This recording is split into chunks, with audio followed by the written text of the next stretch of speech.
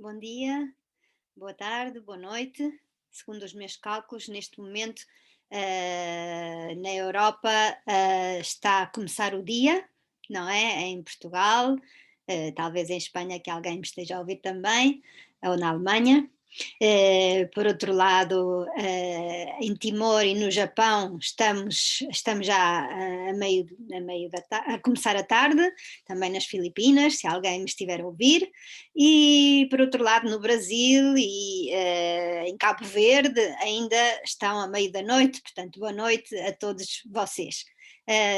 Espero que todos estejam o melhor possível nesta situação que estamos a viver em todo o mundo, que nos une ao mesmo tempo, nos leva a rezar uns pelos outros quando ouvimos as notícias e tantas notícias que não sabemos que estão a acontecer neste momento, como uma notícia que eu recebi de uma amiga que está neste momento num país da África, e cuja sobrinha de 19 anos acabou de falecer de Covid, estando à espera de um bebê já há 9 meses, portanto faleceu ela e faleceu também o bebê. E é realmente preocupante que neste momento os países mais desenvolvidos estejam a poder lutar contra esta pandemia com muito mais meios, não é? Sobretudo as vacinas, e estejam a deixar para trás outros países que têm o mesmo direito de receber a ajuda necessária, um problema que é neste momento mundial.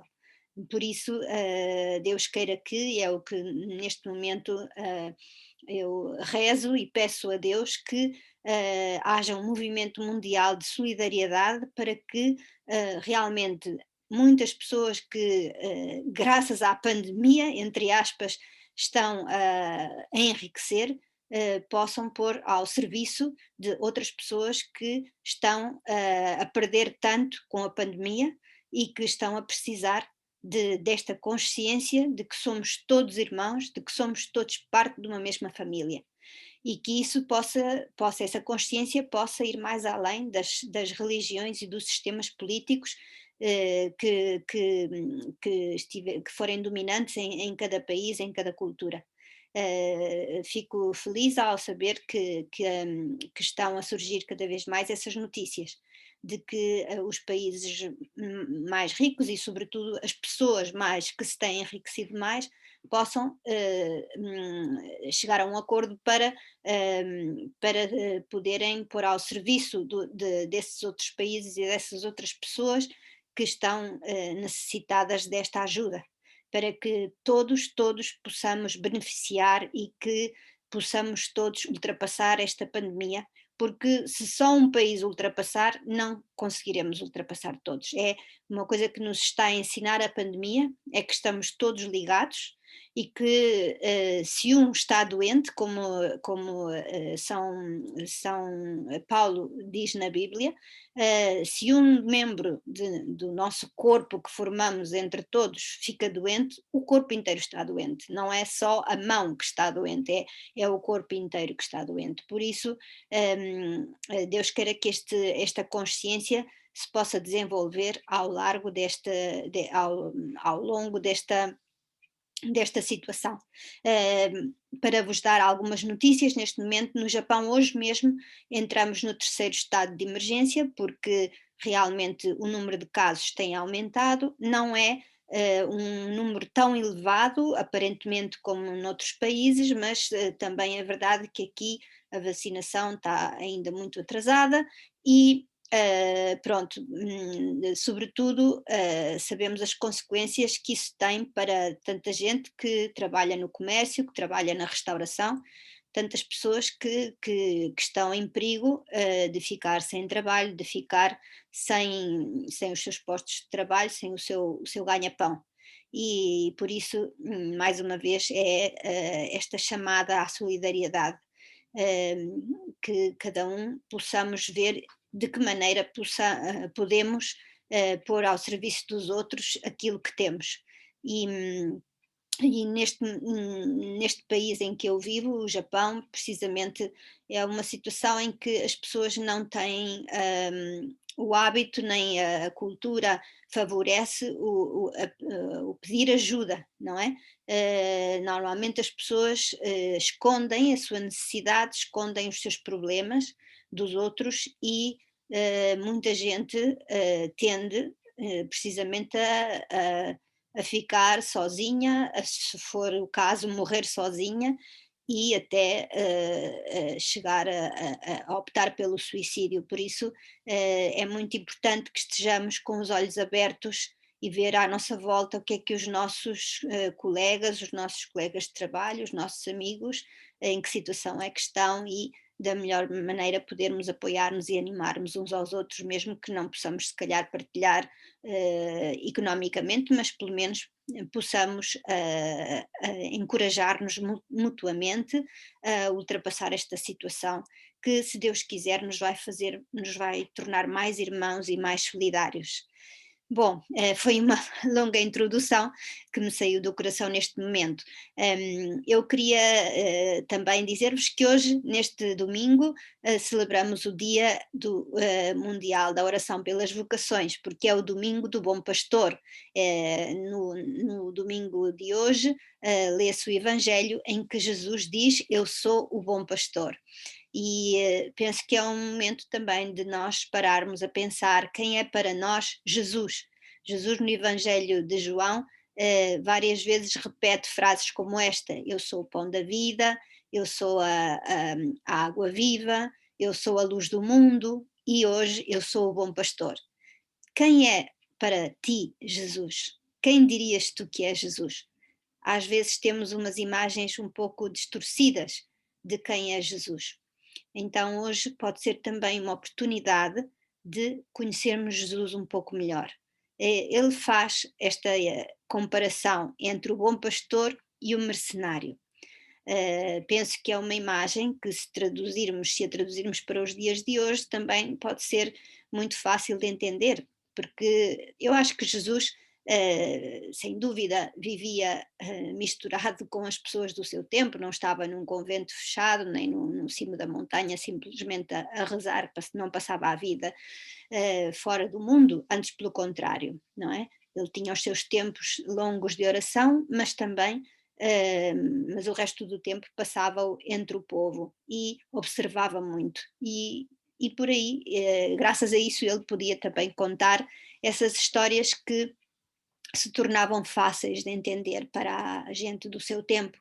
Nós talvez não tenhamos tido a oportunidade, sobretudo em alguns países, de ver um pastor tratar das suas ovelhas. Ainda na Europa, em Portugal, em Espanha, nós temos a oportunidade de ver isso de vez em quando, mas talvez noutros países seja uma imagem um pouco fora da nossa realidade. Mas vamos tentar entender o que é por aquilo que Jesus conta.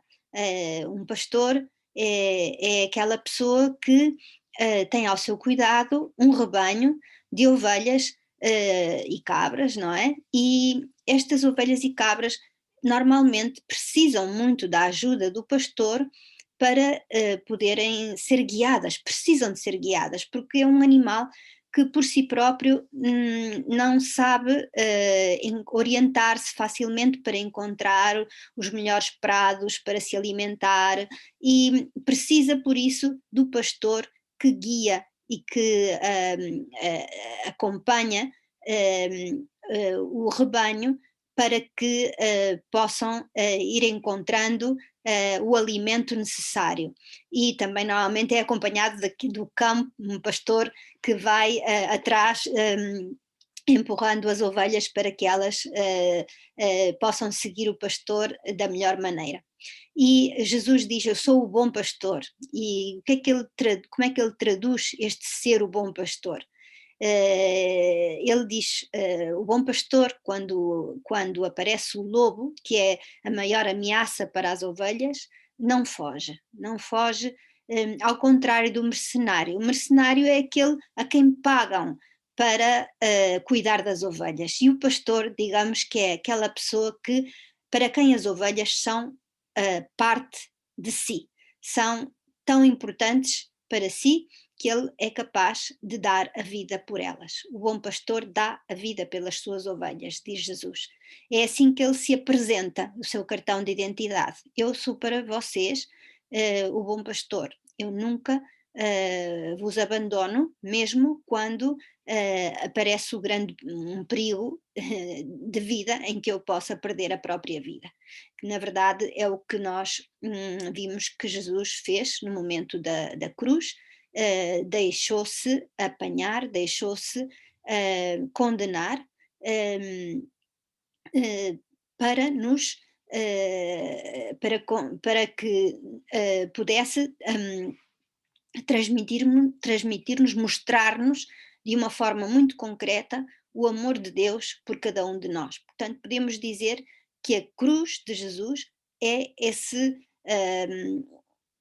essa maneira que expressa como o bom pastor não foge no momento em que as ovelhas estão em perigo e põe a sua vida como escudo para proteger as ovelhas e ele próprio morre conseguindo que as ovelhas, que somos cada um de nós, possam receber a vida, ou seja, possam ser protegidas e continuar a desfrutar dos pastos, das pastagens que Deus nos quer proporcionar e que quer que estejamos sempre satisfeitos e com o coração cheio. Nesta passagem, Jesus diz também: Eu sou o bom pastor, eu conheço as minhas ovelhas. Vocês sentem-se conhecidos por Jesus? Penso que é muito importante nós termos esta experiência de que Jesus nos conhece pessoalmente. Não é assim em geral, é realmente pessoalmente. Lembram-se daquelas passagens do Evangelho quando Jesus ressuscitado aparece aos discípulos, ou sobretudo quando aparece a Maria Madalena e ela não o reconhecia, pensava que era o jardineiro. Quando é que Maria o reconheceu? Quando Jesus a chamou pelo seu nome, Maria, e ela aí reconheceu a sua voz. Jesus diz: As minhas ovelhas conhecem-me, eles reconhecem a minha voz, elas reconhecem a minha voz e seguem-me, porque sabem que eu as estou a levar para as melhores pastagens. Convido-vos a confiarem neste pastor que só quer o melhor para cada um de nós, né? E neste momento em que nós podemos sentir-nos desorientados, nos podemos sentir fatigados, nos podemos sentir sem saber para que lado nos havemos de virar, não é? Como uma ovelha perdida, como uma ovelha que se perdeu do rebanho e não sabe onde, onde encontrar refúgio, podemos acreditar que há um bom pastor que anda à procura dessa ovelha perdida, que seria outra passagem do Evangelho, mas que nos diz que Jesus nos diz que o pastor é capaz de deixar as 99 ovelhas no redil e ir à procura daquela ovelha perdida. Por isso, cada um de nós somos único para ele.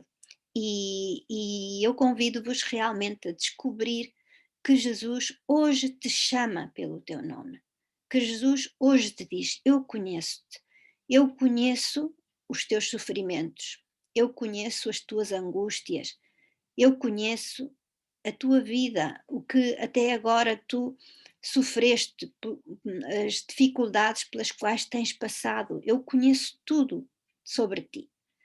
Não temas, acredita que eu te vou levantar, te vou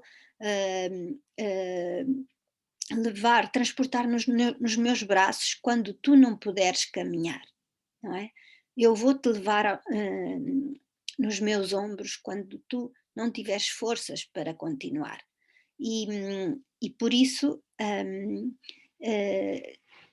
eu acho que hoje é um dia em que nós podemos observar este Jesus, que é o nosso bom pastor na nossa vida. Talvez para alguns pode ser um dia de recordar como Jesus tem sido ao longo da nossa vida, um bom pastor que nos tem guiado, que nos tem protegido, que sei lá quantos momentos da nossa vida passámos por angústias, por momentos que pensávamos que não íamos sobreviver, e depois vimos que alguém nos estendeu uma mão amiga, alguém ouviu as nossas histórias, os nossos desabafos, e através dessa pessoa, Jesus, o bom pastor, salvou-nos e ajudou-nos a levantar-nos de novo e recomeçar o caminho. Convido-vos a acreditar que Ele está neste momento a nosso lado, a teu lado. Ele está a chorar contigo, está a rir contigo, está a sofrer contigo, está a encorajar-te, como fez com os discípulos depois da sua morte, quando ele apareceu a cada um deles. Ele está vivo. Podes acreditar neste momento, se te sentires desanimado, se te sentires desencorajado, se à tua frente vires um túnel escuro e não vires a saída, podes ter a certeza que Ele está contigo e que com certeza vai guiar-te, vai guiar-nos, vai guiar cada um de nós até encontrarmos as melhores pastagens, o melhor lugar para descansar, para podermos de novo desfrutar do amor, da amizade, da nossa família, dos nossos amigos.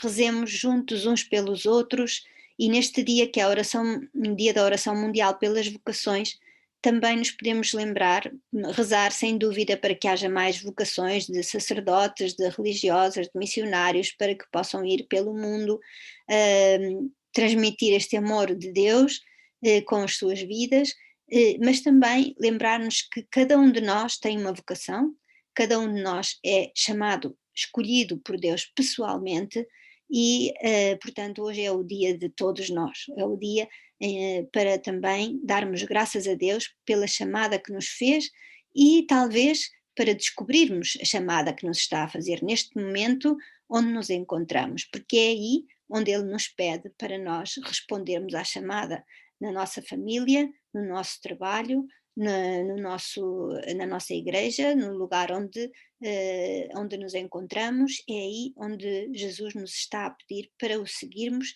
e para vivermos a vocação que Ele nos ofereceu e nos encarregou de viver.